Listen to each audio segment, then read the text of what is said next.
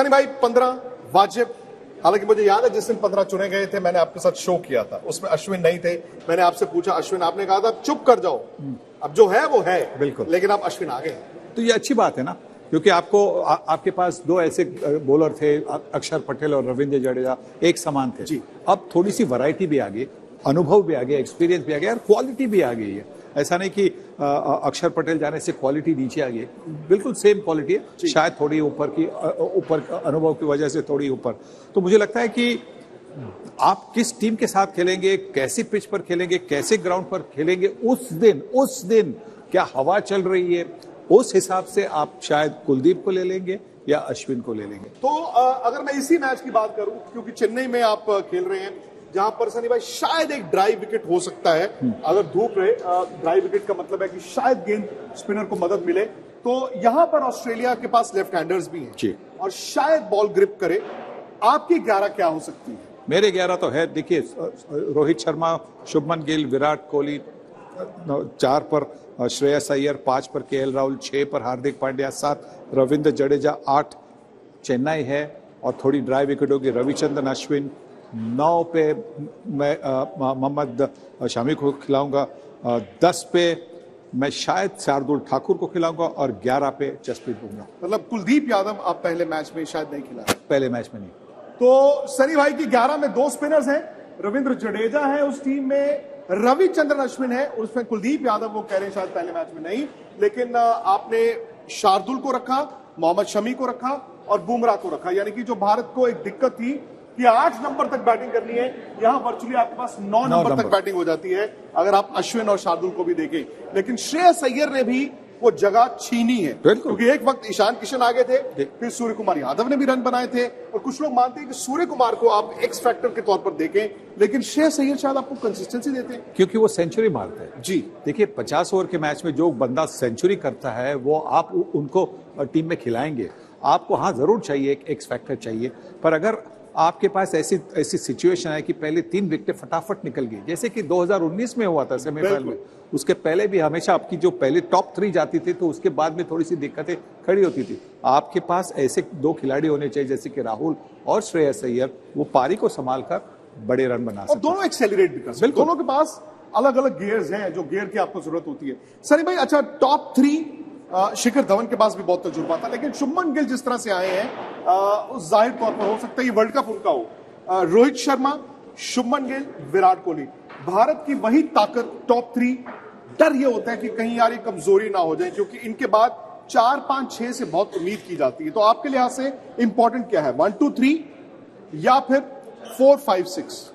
मेरे हिसाब से सबसे इंपॉर्टेंट है 5 और 6। नंबर 4 पर नहीं, 5 और 6 पर आपको ऐसे खिलाड़ी चाहिए, 6 पर एक ऐसा खिलाड़ी चाहिए हार्दिक पांड्या जैसा, वो गेम को पूरी तरह से पलटा सके।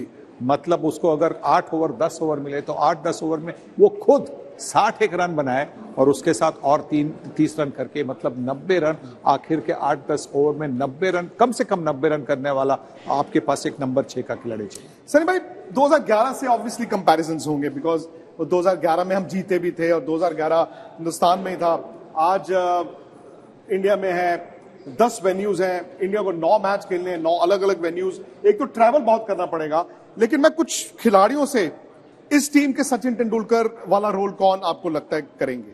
रोहित शर्मा। रोहित को तो डबल रोल है ना, फिर एमएस धोनी वाला भी करना पड़ेगा। बिल्कुल तो 2 रोल है, पर बल्लेबाजी में उनका मेन रोल होगा। बल्लेबाजी में उनको ये जरूरी होगा कि उनको ये 60-70 से शतक लगाने होंगे, क्योंकि जब वो शतक लगाते हैं तो भारतीय टीम हमेशा 300 तक स्कोर करती है। तो अगर उन्होंने शतक लगाए, शुभमन गिल का अच्छा फॉर्म जो है वो चलता रहा और कोहली भी अच्छे फॉर्म में, तो पहले 3 अगर हमारे बल्लेबाज है वो अगर 40 ओवर तक खेले, 40 ओवर तक उन्होंने 230-240 रन बनाए, तो उसके बाद में आखिर के 10 ओवर में आप 100 रन करके 350 तक पहुंच सकते हैं। और 350 इस वर्ल्ड कप में नॉर्म होगा, होना ही चाहिए। 350 नॉर्म होने में भी 2 तरह से आप देखते हैं ना, एक तो ये आपको 350 बनाने हैं, दूसरा ये है कि अगर आप गेंद कर रहे हैं और बीच में आपको 20 ओवर विकेट नहीं मिलेगी तो आप 350 खाओगे भी। बिल्कुल, वहां पर आपको विकेट टेकर्स चाहिए। तो जहीर खान का रोल कौन निभाएगा? जहीर खान का रोल जसप्रीत बुमराह। बुमराह ने जिस तरह से वापसी की है सनी भाई, लगा ही नहीं कि 1 साल वो बाहर। बिल्कुल, और अभी तो आए हैं तो ऐसा लग रहा है कि बिल्कुल मतलब फ्रेश है, रेयरिंग टू गो है, आउटस्विंग भी उनके उनके रेपर्टोर में आ गया है। पहले तो इनस्विंग करते थे और गेंद सीधी जाती थी, अब अच्छी तरह से बाहर निकल रही है, तो मुझे लगता है बहुत खतरनाक गेंदबाज होंगे। युवराज सिंह का रोल? युवराज सिंह का रोल हार्दिक पांड्या करेंगे। हार्दिक पांड्या करेंगे। और विराट कोहली का रोल विराट कोहली का ही रोल रहेगा। हाँ। लेकिन 2011 के विराट कोहली और 2023 के विराट कोहली में फर्क क्या? फर्क यह है 2011 में विराट कोहली एक युवा खिलाड़ी थे, बच्चे थे, अब वो मर्द बन गए हैं, बाप बन गए।